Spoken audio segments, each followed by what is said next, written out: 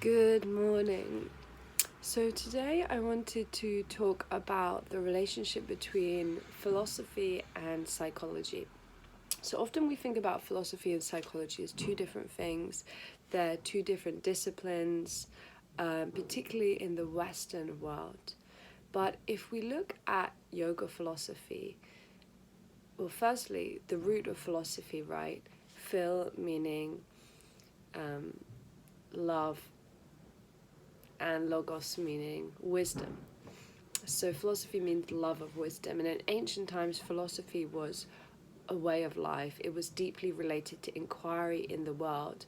And today, philosophy has a tendency, especially in the analytic tradition, to be more about logic, even about kind of mathematical equations, which have their value, but this is also a particular, some might say, masculine or hyper-rational approach to philosophy.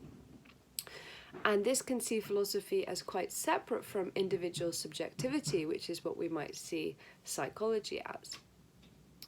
But in these older traditions, yoga being one of them, actually philosophy is all encompassing, and this is before there's a separation between philosophy and psychology, because actually psychology arose in around the 19th, 20th century as a distinct discipline, but originally it was a branch of philosophy, and increasingly it's become more scientific, and now we've got further developments with neuroscience and so forth. But if we look at these ancient philosophies, such as yoga philosophy, Patanjali Yoga Sutra just being one example, the philosophy is all about a philosophy of mind.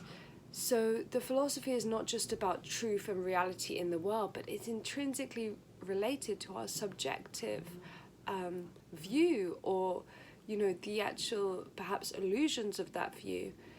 And the path of philosophy, of becoming acquainted with wisdom, of seeking truth, and of pursuing that as the love of your life, that is a process and a path of transformation of your psychology.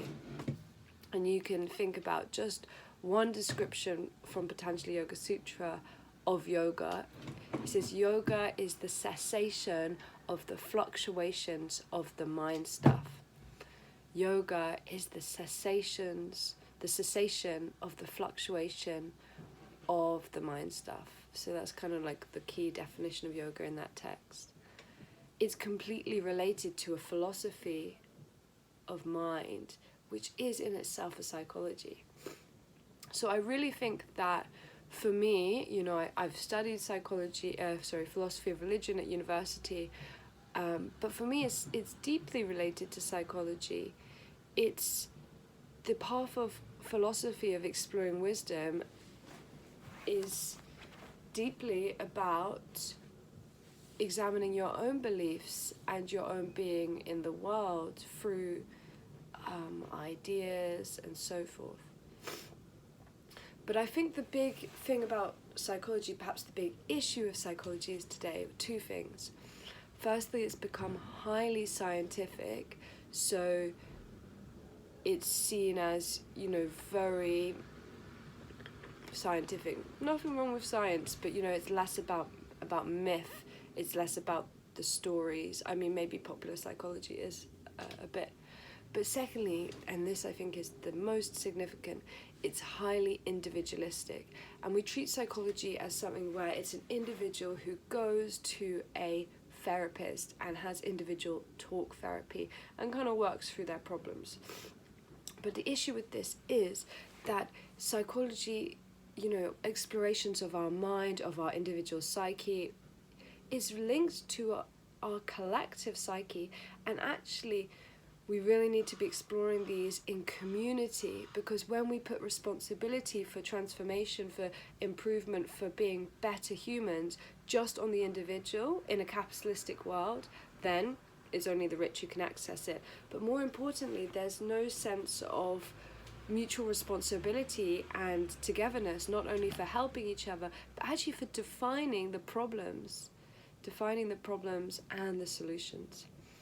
And this is really what ancient philosophy teaches us, because these philosophical treatises, these philosophical movements are done in community, and they're actually serving communities, helping them understand their minds and their ways of being collectively, examining the ultimate goals of life and the ways to get there. So for me, philosophy as a way of life in community is something that encapsulates psychology. Inevitably, we talk to each other about truth, about knowledge, and about self in relation to that, and how the self changes, and the nature of the self changing is, of course, psychology. So thank you for listening this morning on this wintry day. I'm wishing you a wonderful day, and I'd love to hear what other people think about psychology and philosophy, and yeah.